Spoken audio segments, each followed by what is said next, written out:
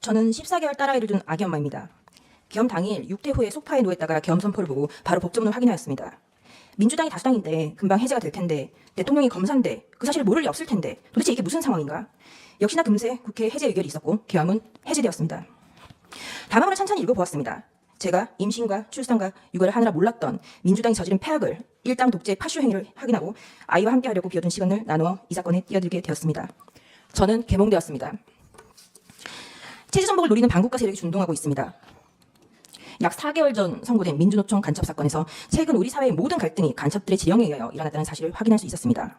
대통령은 2024년 12월 3일 비상계엄 선포 긴급 대국민 담화문에서 지금 우리 국회는 범죄자 집단의 소굴이 되었고 입법 독재를 통해 국가의 사법, 행정 시스템을 마비시키고 자유민주주의 체제의 전복을 기도하고 있습니다. 자유민주주의의 기반이 되어야 할 국회가 자유민주주의 체제를 붕괴시키는 괴물이 된 것입니다. 라고 하였습니다.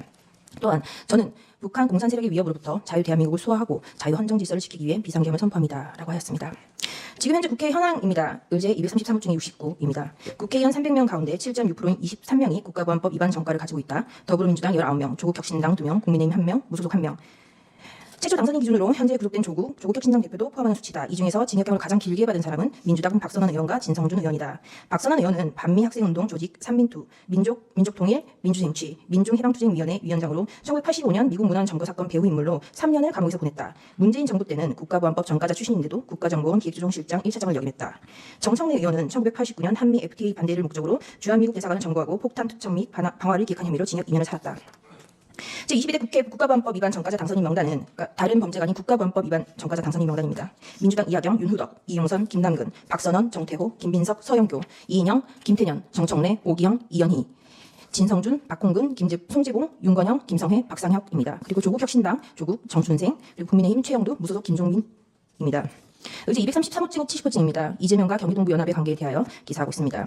경기동부연합은 북한 정권을 추종하며 대한민국이 북한에 흡수합병되는 고려 연방제 통일을 목표로 하는 주사파 중의 핵심 세력으로 반체제 세력이고 경기동부연합의 수기에는 내란 선동 등의 혐의로 수감되었던 이석기 전 통진당 의원, 문재인 대통령은 2021년 12월 24일 이석기를 가석방하였다. 민변 출신인 이재명 변호사는 민주노동당 김미희 후보와 연대를 통해 성남시장에 당선됐다. 성남시는 이후 신생 청소 용역업체 나눔환경을 청소 대행업체로 선정하였다. 한용진이 대표인데 경기동부연합 공동의장 출신으로 민혁당 사건에 연루돼 구속된 전력이 있다. 김영욱 전 나눔환경 대표는 이석기 보좌관을 지냈으며 경기동부연합의 실세이다. 라는 기사입니다. 2024년 12월 6일 김병주 TV 그리고 각종근 박선원 편 일부입니다. 각종근은 국민에게 피해를 주면 잠시만요. 각종근은 국민에게 피해를 주면 안 된다고 지침을 주었고 본회의장으로 들어갔던 인원과 밖에 있었던 인원이 있었는데 국회의사당 안에 있는 요원들을 밖으로 빼내라라고 인원 요원이 특전사령부 인원임을 명확히 하고 있습니다. 그런데 그 옆에서 박선원이 작은 소리로 의원들을 빼내라라고 하였고 김병주가 그를 받아 국회의원들을 빼내라라는 진술로 변경되어 가는 과정이 보입니다. 의제 104호증의 37분 6초부터 들어주시기 바랍니다. 그 같은 병력들이 나중에 에어싸고 창문을 깨고 이렇게 군 안으로 진입한 것은 안에 진입해서 장군고 못 들어오게 하기 위한 방법이 적절한 겁니까? 그렇습니다. 거기 앞서 말씀드렸듯이 우리 특전팀들이 갔을 때는 이미 많은 사람들이 있어서 그 정면으로 그를 들어가게 되면 앞서 지침을 줬듯이 국민 피해되는 상황들이 우려되기 때문에 피해를 주지 않고 들어가는 다른 통로를 찾다 보니까 그렇게 된 걸로 알고 있고 그 팀들도 들어가서 인원을 출입 통제하기 위해서 안으로 들어갔습니다. 그리고 안으로 들어온 병력들이 그 본회의장으로 밀고 들어갔었거든요. 예. 그때는 뭐 보고받은 건 없습니까? 보고받은 거나 또는 상급부대로부터 그 중간중간에 장관이나 경사령관으로부터 지침받은 건 없습니까? 본회의장으로 가서 일부 들어갔던 인원이 있고 밖에 일부 있던 인원들이 있었는데 제가 그 조치를 하면서 전임 장관으로부터 국회의사당 안에 있는 의원들을 밖으로 이렇게 좀 빼내라. 지시를 국회의원들을요? 예. 본회의장에 있는 국회의원들을 밖으로 끌어내라. 예, 그 지시를 받았는데 여기까지입니다. 이와 같이 그 전후 문맥상 인원들은 국회의원이 아니라 그 특전사 인원 요원들임이 확인이 됩니다. 다시 한번 확인해 보겠습니다. 의제 238호증의 2 재생해 주시기 바랍니다. 국회의사당 안에 있는 의원들을 밖으로 이렇게 좀 빼내라. 지시를 국회의원들을요? 예. 네, 다음 그 국회의사당 안에 있는 요원들을 밖으로 빼내라 할 때 박선원 의원의 입모양을 확인해 주시기 바랍니다. 165호증의 5 재생해 주시기 바랍니다. 지시를 빼내라. 지시를 국회의원들을요? 예. 본회의장에 있는 네, 이와 같이 인원 요원이 국회의원으로 변경되는 과정을 지켜보셨습니다. 우원식 의장의 월담 사진입니다. 그 국회를 봉쇄했다라는 취지인데요. 어떻게 보면 이것이 저에게 불리한 증거일 수 있겠습니다만 아무도 없는데 우원식 의장이 월담을 하는 사진입니다. 이것은 우원식 의장 스스로 뒤에서 누군가가 사진을 찍어준 거겠죠. 네, 이렇게 사진이 찍혀 있고요. 의제 241호증의 5 재생 부탁드립니다.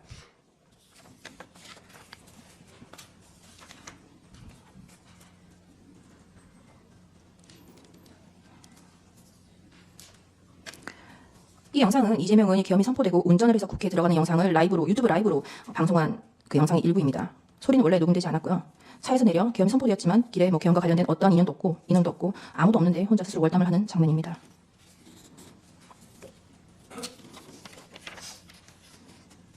검사 안동환에 대한 탄핵은 기각되었고 직무정 진행 기간은 251일입니다. 제2차 검사 탄핵, 검사 이몽석, 검사 손준성, 검사 이정석, 검사 이희동, 그리고 제1차 방송통신위원장 이동관에 대한 탄핵을 23년 11월 9일 발의하였고 철회하였습니다. 이중 검사 이정석은 이재명에 대한 쌍방 대국 송금 사건, 법화 유용 사건을 수사한 검사입니다. 2023년 12월 28일 제3차 검사 탄핵, 검사 손준성, 검사 이정석에 대하여 그리고 이동관 방송통신위원장에 대하여 탄핵 소추를 다시 발의하였습니다. 그리고 방송통신위원장 이동관에 대한 탄핵 소추는 철회하였습니다. 그 철회 사유는 방송통신위원장에 대한 탄핵 사유를 검찰청법 위반으로 탄핵 소추한다고 하여 황급히 철회한 것입니다. 이 탄핵 소추안은 고민정 등 168인 등의 발의로 제출되었습니다. 민주당의 탄핵 소추권은 이와 같이 사용되었습니다. 최소한 탄핵 소추안을 쓰는 성의조차 없었던 것입니다. 그리고 그 다음 날 2023년 11월 29일 방송통신위원장 이동관에 대하여 세 번째 탄핵 소추를 발의하였습니다. 이동관은 20일 사이에 3번이나 탄핵 발의를 당하였습니다. 탄핵이 가결되면 직무집행이 정지되어 방통위 업무가 마비되므로 이동관 방통위원장은 결국 사의를 표명하였습니다. 이와 같이 무성의한 장난 같은 탄핵 소추 발의와 철회, 재발의에 대하여 국민의힘 소속 의원들은 국회의장들을 상대로 심의 표결권을 침해하였다여 권한쟁의 심판을 청구하였으나 각하했습니다. 결국 검사 손준성과 검사 이정섭에 대한 탄핵 소추는 가결되었고 검사 이정섭에 대한 탄핵 소추는 탄핵 사유 대다수가 직무와 무관, 특정되지 않아 전원일치 기각 결정이 내려졌습니다. 직무 정지 기간은 272일입니다. 제4차 방송통신위원장 탄핵 2024년 6월 27일 방송통신위원장 김홍일 탄핵 소추 발의되자 자진 사퇴하였습니다.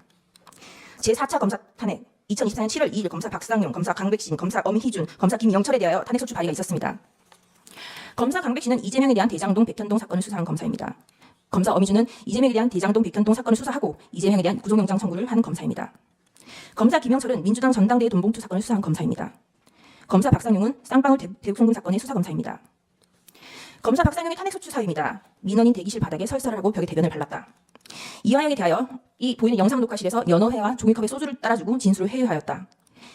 이재명에 대한 대북송금이 표적수사라는 것, 그리고 그것이 탄핵 소추 사유였습니다. 당연히 이화영의 주장은 항소심에서 모두 배척되었습니다. 2024년 7월 25일 제5차 방송통신위원장 직무대리 이상인에 대한 탄핵 소추가 발의되었고 다음 날 사의를 표명하였습니다. 이진숙은 2024년 7월 30일 방송통신위원장에 취임을 하였고 그 다음 날 탄핵 소추가 발의되었습니다. 단 이틀이라였는데 현재는 4대4로 기각을 하였고 직무 정지 기간은 174일입니다. 문재인 정권의 사드 고위지원 및 2급 비밀을 중국에 유출한 간첩 행위를 감사하는 것을 표적 감사라고 민주당은 비난을 하였습니다. 그러다가 2024년 12월 2일 독립된 헌법기관인 감사원장에 대한 탄핵을 발의하였습니다. 그리고 같은 날 검사 최재훈, 검사 이창수, 검사 조상원에 대하여 탄핵 소추를 발의하였습니다. 그리하여 하루 뒤 그 다음 날 대통령은 2024년 12월 3일 비상계엄을 선포하였습니다. 반국가 세력의 사회 장악, 민주당의 언론 장악 시도, 입법 폭거, 사법 업무의 마비, 삼권 분리 원칙의 몰각, 헌법기관인 감사원의 독립성까지 좌지우지하려는 일당 독재의 파쇼행에 대하여 국민들에게 현재의 상황을 알리기 위한 대국민 호소의 계엄을 선포하였습니다. 그럼에도 민주당은 멈추지 않았습니다. 결국 2024년 12월 5일 검사 최재훈, 이창수, 조상원에 대한 탄핵을 가결하였습니다. 그리고 감사원장 체제에 대해서도 탄핵을 가결하였습니다.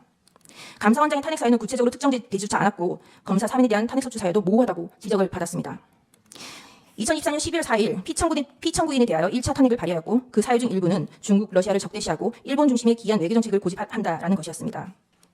2024년 12월 7일 4시간이 넘게 기다렸으나 정족수가 미달되었고 민주당은 계속하여 이상민 해양부 장관, 박성재 법무부 장관, 김용현 국방부 장관, 조지호 경찰청장에 대하여 탄핵 소추를 발의, 결국 이상민 장관은 사임하였습니다.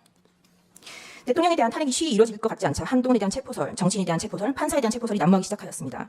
2024년 12월 12일 대통령에 대한 두 번째 탄핵 소추가 발의되었습니다. 그리고 체포설만 가지고 부족하자 2024년 12월 13일 김어준이 한동훈에 대한 사살설을 터뜨렸습니다. 우리는 모두 이 뉴스가 이제는 가짜인 것을 압니다. 결국 2024년 12월 14일 대통령에 대한 탄핵 소추가 가결되었고 헌법재판관이 임명하지 않는다는 이유로 한덕수 국무총리를 탄핵하였습니다. 그리고 최상목 권한 대대행에 대하여 각종 사유로 탄핵 카드를 꺼내고 있는 것을 국민 여러분들은 지켜보고 있을 것입니다. 부끄러움을 모르는 자들은 민주당 노정면 원내대변인은 2024년 12월 23일 국무위원 총 16명 중 5명만 더 탄핵하면 국무회의 의결을 못하니 법안이 자동으로 발효된다라는 발언을 하기도 하였습니다. 또한 민주당은 2025년 2월 20일 헌법재판관의 후임자가 임명되지 못하는 경우 기존 재판관의 임기를 자동으로 연장하는 내용의 법안을 발의하였습니다. 헌법재판관의 임기는 6년으로 헌법 제112조 제1항에 명시적으로 규정하고 있습니다. 도대체 누가 국헌을 문란하게 하고 있는 것인지 묻고 싶습니다. 이상입니다.